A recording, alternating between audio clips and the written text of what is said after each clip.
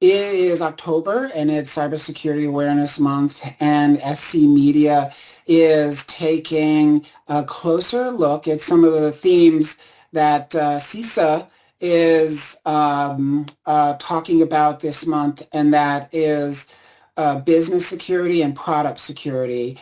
It's a subset of Cybersecurity Awareness Month, and joining us is Chris Hodson, Chief Security Officer and Chief Product Officer at Cyberhaven. Welcome, Chris. Thank you so much for taking a minute to talk about Cybersecurity Awareness Month. Well, thanks for having me, Tom. Looking forward to it. Yeah, so I can't think of a better person to talk to, given your title as Chief Security Officer and Chief Product Officer.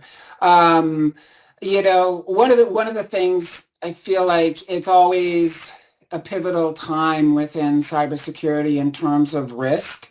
But I would love to understand how you see the cybersecurity landscape today, given its unique challenges, when it comes to protecting businesses and their data, protecting their customers. And then we can pivot a little bit later on in our discussion about product security. Okay. But Chris, what is it that you find really interesting and the biggest challenges today and moving forward in terms of cybersecurity and what the big problems to solve are?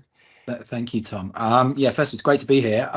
Thinking about awareness and Cyber Awareness Month, and we need to think about kind of some of those table stakes controls. So for all the discussions around zero-day exploits and nation-state malware and DDoS, organizations today are still tackling the same challenges that they were kind of 15 years ago. So understanding where their devices are, understanding the types of data that's being processed, having strong incident response frameworks and ways of working. So, we have had some kind of, should we call them headwinds? The explosion of generative AI, hybrid working, layoffs, of course, as well, and, associated intellectual property theft. They are certainly something to consider, and they're top of mind for boards and leadership teams today. Candidly, most organizations can do a great job by understanding what data they've got, where it is, where it's going, understanding the assets that are processing that data, and obviously understanding the user accounts and the identities that are touching that information and those systems. If you get those basics right and you employ things like robust vulnerability management, patch management, multi-factor authentication, controls to manage and identify data loss, you're in a pretty good spot. Do those first. I called this before kind of like tip of pyramid controls. Like if you want your malware sandboxes and you want your AI driven, incident response, that's great, but do the basics first and kind of go from there, to be honest. That'd be my advice across this month, definitely. Yeah. So, one of the things that you mentioned, and I think that, when you think about some of the emerging challenges and emerging technologies, we do have generative AI. Yeah. And, one of the things that I find really interesting is this notion that that there's that shadow IT problem that, again, is part of those fundamentals, and how companies, or should I say employees, are taking it upon themselves to try to play around with, find efficiencies with generative AI in terms of a possible problematic shadow IT problem. Can you talk a little bit about where we're at with generative AI, and whether or not companies are really addressing that challenge?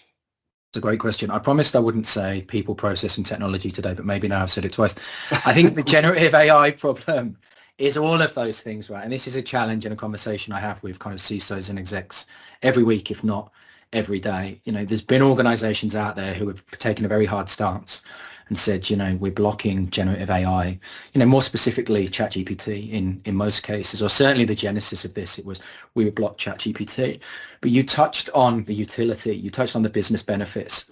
I said one of the headwinds at the moment were kind of layoffs and, teams having to do more with less. That's not just security, that's across the business. So you enter something like a ChatGPT or a Copilot, and wow, you can do some things in minutes that previously took hours and days. So businesses and I think security teams have to be massively pragmatic, going in and saying this is a risk of data exfiltration or intellectual property theft or, copyright issues, and actually take a much more kind of pragmatic approach that says, well, we need to enable this, but we need mechanisms to stop and identify you copying, I don't know, company quarterly earnings before they're announced into a ChatGPT system, or strategy documents and trying to get like a preface or trying to get some kind of synopsis or read to give to kind of business executives.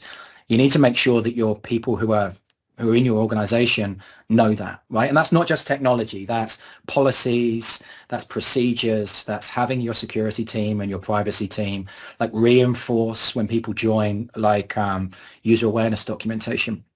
Technology plays a part. Of course, I'm at Cyberhaven and I can talk to you about how we identify and block traffic to generative AI, but start with people.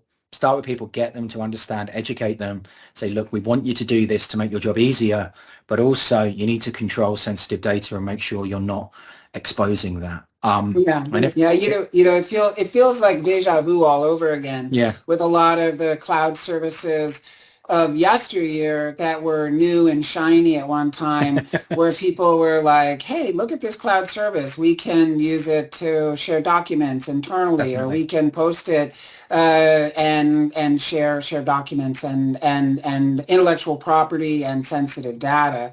I guess, what is old is new again. But I do wonder, whether or not do you see the generative AI, and I'm kind of going down this rabbit hole, as so many people do, in terms of presenting a new challenge, as opposed to, like, I don't know, a Dropbox from yesteryear, or, some type of document sharing program where even the safeguards were not created from the publisher's standpoint, never mind safeguards put in place for some type of shadow IT problem. I mean, is generative AI any different, or have these types of services are they smarter out of the gate and than previous applications? Wow. What a great question. How long do we have?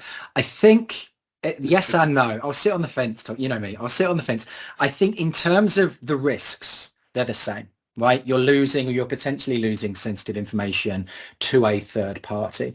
I think kind of the difference between, let's use generative AI and SaaS document storage.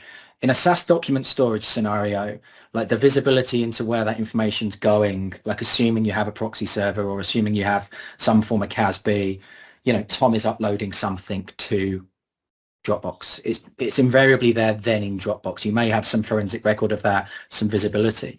The challenge with some of these large language models is actually understanding what you've copied there, when, and then what that third party is doing with that. I mean, when I speak to CISOs, that's their biggest challenge. It's the supply chain security aspect of this. Like, most companies have like 300, 400 SaaS applications that they're using. I can tell you now, 95% of those are using AI in some capacity. And it's a case of, right, well, where in this app, let's think of a great example. Let's talk about Zoom.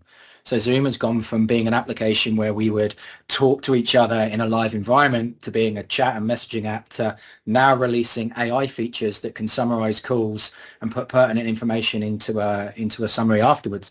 Like, that's a great example of where something has been AI enabled. So that's the challenge that I see is, organizations may have approved the use of a SaaS app, so pre-AI, and now it's coming with all these additional bells and whistles. How do we make sure we know how that affects kind of sensitive data leakage? Yeah. Does that make any sense? Oh, yeah, it totally makes sense. And, I know that you started out talking about, discussions that you've had with CISOs around, policies around generative AI. And, it almost seems like like, any company that might just say, we're taking a hardline stance. We really don't understand this technology well enough to be able to integrate it into our platform, our business process. Yet you have these, and I use these words loosely, these Trojan horses Yeah, yeah, applications, because AI is the new bright and shiny thing that, is kind of like having an internet-enabled dishwasher. Do you yeah, need it? But does it sell dishwashers? Well, I don't know, honestly. yeah. But what I Yeah, can I agree. say is that everybody wants to say like AI fortified. So Yeah. what do you do as a CISO when even some of your core applications have integrated, Yeah.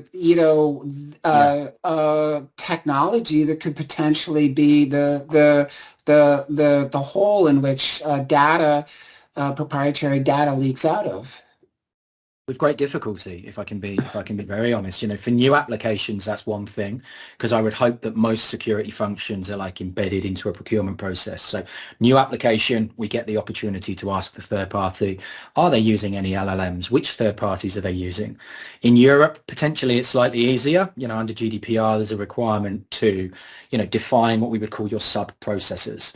So it gives security and privacy teams the opportunity to ask questions of those. But it does become a third party and then a fifth party supply chain and risk conversation. How far down that rabbit hole do you go? This third party is also using AI. Well, Okay. You're avoiding the question.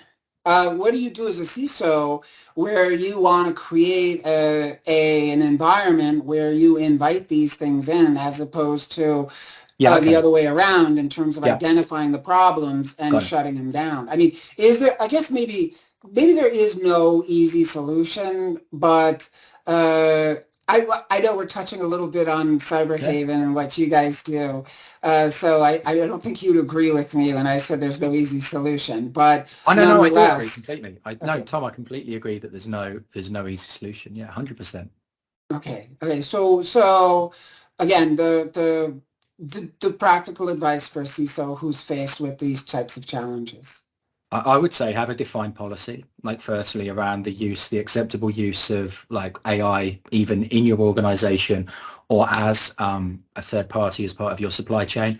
I'd work very closely with legal would be another, piece of advice to take away there. If you're constructing contracts with third parties, make sure there are provisions for the services that they are potentially using, AI solutions, for example, either with them or with their third parties. And I would also say consume industry advice. Like we've talked earlier about CISA, the National Cybersecurity Centre here in the UK, OWASP. They've all written good practice documentation, threat models, and guidance around how to safely and practically use LLMs. So that would be So my advice there. Yeah. okay, so we unfortunately went down the rabbit hole, the AI rabbit hole, and I As we do want do. to make sure that I know that again you started out talking about some of the old challenges still being Yep. old challenges, and as AI sort of sucks all the air out of the room. I mean, in the sort of the pecking order of concerns that a CISO might have in terms of protecting their intellectual property and security and protecting their employees from inadvertently leaking data or inviting a hacker into their infrastructure. Where does AI fit into the laundry list of things that you need to be concerned of? I mean, has it truly risen to the top, or are we still talking about, basic blocking and tackling with other types of concerns within the enterprise? Wow, what a great question. I don't think it's reached, I think from a board perspective, it's top of mind. So consequently, the CSO is then pulled into defending or answering what they're doing about kind of AI. Is it the top thing that I would worry about as a CSO? No, I mean, this is now me thinking of what my company does, but taking a data-centric view of security is always something I would recommend to CSOs. So if you feel that your organization is taking AI solutions into where those sensitive data repositories are, it will raise in its importance. So a fantastic example, you mentioned product security. We can very quickly touch on that. Like that would be an example where I'm seeing lots of development teams in lots of different companies want to enable like generative AI for how they develop code because it's so much faster, for example. That would be a fantastically business aligned example of where AI would be top of mind. If somebody's using it to generate pictures to use in marketing, no disrespect to marketing, it wouldn't form my top concern, to be honest, Tom. Does that Okay. does that help? But yeah, it does. But I'm still wondering what are so when we think about uh, you know what are the top three concerns that beyond generative AI Mhm. when you think about protecting and from your vantage point at Cyberhaven, what are the biggest risks within a company? And again, I'm trying to get past the AI Yeah, of rabbit course. hole. Okay, cool, cool, cool. Let's migrate away from that. I would say intellectual property theft. I think if we touch on kind of the layoff situation from earlier, we're seeing a stark increase in organizations leaving data through people moving from their organization potentially to another organization. Taking a much broader CISO view of this, there's still a massive problem with configuration and vulnerability management in companies, like the use of open source libraries and product code, identifying those and being able to kind of keep on top of your asset inventory is a huge Mhm. issue. And candidly, and we're seeing this with breaches out in the industry at the moment, like incident response, like having an established, robust playbook for, a ransomware incident hits, for example, or we have a sustained DDoS, like how does that company respond to that? Because that can't just be like a unilateral security response. It has to be cross-functional. So they're kind of three, off the top of my head, they're kind of three areas, Tom, that I So think are top of mind.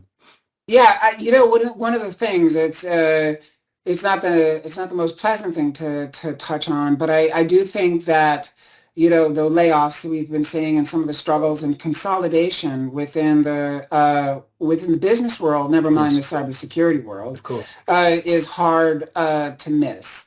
And I don't know what the current stats are, but I'm pretty confident in saying that there is still a pretty big remote workforce. Yes. And so I do wonder whether or not the challenges around, protecting assets and making sure that, equipment or access or these types of issues are addressed when 5% of your workforce is laid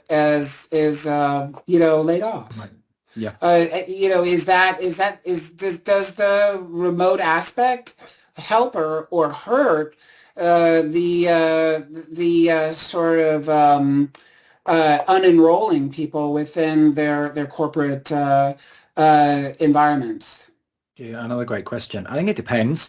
I think depending on the age of the company and the size of the company in all seriousness. So a lot of tech companies are kind of direct to internet or SaaS first. So a lot of security tools, a lot of productivity tools, office tools are all delivered through essentially through the internet, through the web.